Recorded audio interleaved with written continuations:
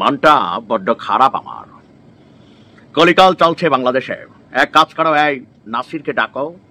সে কি বলতে চায়? বিএনপি নেতা কর্মীরা কোথায় তোমরা? আসো, হোশে ফিরে আসো। হোশে বেহুশ হয়ে গিয়েছ গরিব কোথাকার। এই নাসির, তামিমা নাসির না, এই যে এনসিপির নাসির, তাকে খবর দাও আর তার কথাগুলো মনে জিজ্ঞাসা শোনাও। এই গরিবরা শোনাও।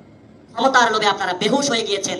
এই বেহুশ অবস্থা থেকে হোশে ফিরে আসার জন্য আমরা এখনো আপনাদেরকে সাবধান করছি। ইশরাক কেসের মধ্যে দিয়ে নির্বাচন কমিশন ফেল করেছে। আমরা যখন চুপ্পুর অপসারণ করতে গিয়েছিলাম একটি সংস্কার প্রক্রিয়ার মধ্যে দিয়ে, সেখানে কারা বাধাগ্রস্ত করেছিল সেটাও বাংলাদেশের মানুষের কাছে স্মরণ রয়েছে। নিশ্চয়ই শুনেছেন, এনসিপির মুখপাত্র নাসিরউদ্দিন পাটোয়ারি বরাবরই বলিষ্ঠ কণ্ঠস্বরে কথা বলেন আর মাঝে মাঝে এমন ঝাঁকি দেন পুরা বিএনপি ঝাকঝাক ঝাকঝাক করতে থাকে। কি বিএনপির নেতাকর্মীরা রাগ হওয়ার কিছু নাই।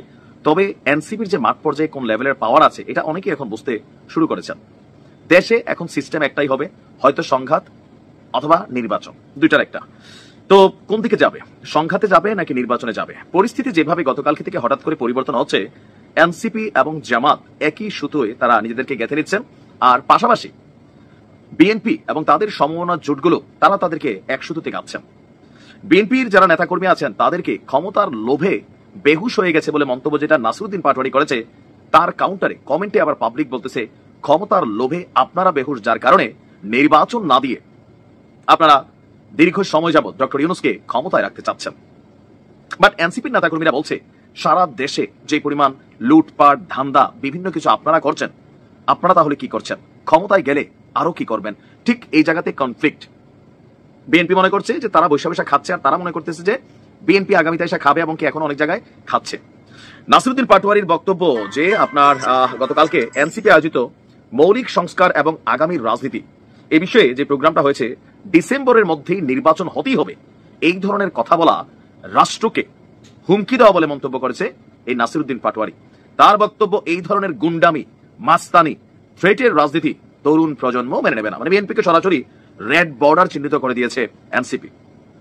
তাদের বক্তব্য যে সংস্কার প্রক্রিয়া বাংলাদেশে হবে, বিচার বাংলাদেশে হবে, তারপরে বাংলাদেশের মানুষ একটি গণতান্ত্রিক প্রক্রিয়ায় যাবে। যাদের এই কথাটি বুঝতে সমস্যা তারা জনগণের কাছে যান, জনগণের কাছে বুঝুন তারা কি চায়। বাট কোন জনগণ? এই এক জনগণ নিয়ে ভাবা, এই দেশে মনে হয় যে 200 কোটি জনগণ আছে। আওয়ামী লীগের সময়ও শেখ হাসিনা বলতেন যে দেশের জনগণ। বিএনপিও বলছে জনগণ তাদের সাথে আছে, এনসিপি বলছে তাদের সাথে।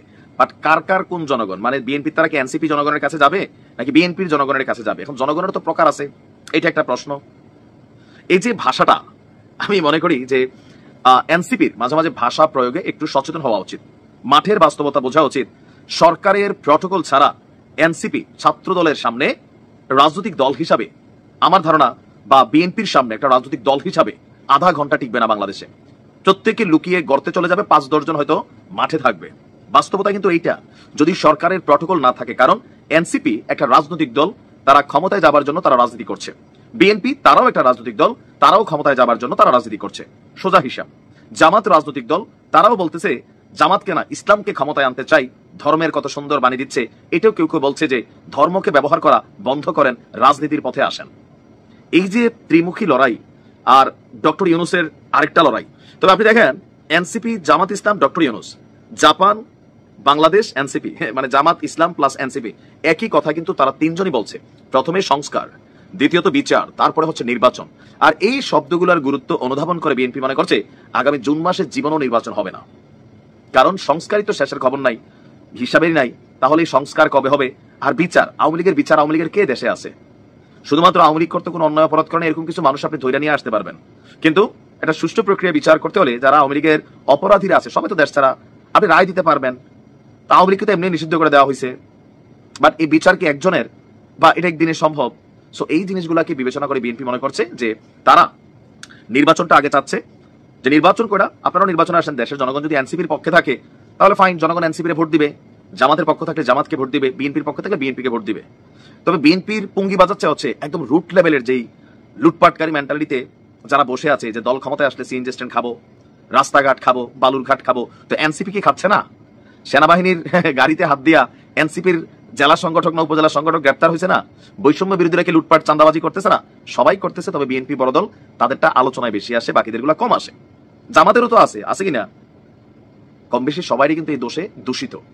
বাট এখন এই লড়াইটা আসলে কোথায় গিয়ে থামবে, জনগণ কোন দিকে মোড় নিবে, কোন জনগণ কোন দিকে যাবে, সব মিলিয়ে আসলে বোঝাটা কষ্টকর। তবে বিএনপির বিরুদ্ধে রাজনৈতিকভাবে যে প্রতিপক্ষগুলো আছে তারা কিন্তু অনেকটা ভারী হচ্ছেন, বাট বিএনপি মনে করছে এই ভারিত্বের পেছনে ডক্টর মোহাম্মদ ইউনূস সরকারের ফুললি সাপোর্ট আছে। গতকালকে রিজনা বলছিলেন তরুণরাই নেতৃত্ব দিবে আগামীর বাংলাদেশকে। তো এই তরুণ বলতে তো আমরা সব দেখি এনসিপিতে, বিএনপিতে সব বুড়াদের দল, জামাত ইসলামেও মোটামুটি বুড়াদেরই দল, তরুণ দলটা আছে শুধুমাত্র এনসিপিতে, যদিও তাদের এখনো নিবন্ধন হয় নাই, হয়তো আগামী দিনে নিবন্ধন হবে, নির্বাচনে আসবেন। বাট এই যে সিচুয়েশনে বাংলাদেশ কোথায় যাচ্ছে, পজিটিভলি নেগেটিভলি অনেক ধরনের যুক্তি আছে। অগ্রগতি হয়েছে, আবার অবনতি হয়েছে। অর্থনৈতিক স্থিতিশীলতা নষ্ট হয়ে গেছে, মানুষ বেকার হচ্ছে, কোম্পানি বন্ধ হচ্ছে। একটা জায়গা থেকে সবাইকে ঐক্যমত্য করতে হবে। নির্বাচন দিলে নির্বাচনের দিকে যাবে, নির্বাচন না দিলে কবে দিবে সেটার একটা রূপরেখা থাকবে। দলগুলো কথায় কথায় মাঠে নামবে না, হুমকি ধামকি একদল আরেক দলে দিবে না, সংঘাতে জড়াবে না। কিন্তু পরিস্থিতি যা আমরা অনুধাবন করছি, কেউই ঝুঁকাঙ্গা নেই সালা স্টাইলে আছে, কেউ ঝুঁকবে না। পরিস্থিতি সংঘাত অনিবার্য, আজ হোক কাল হোক ঘটবেই। ভালো থাকুন।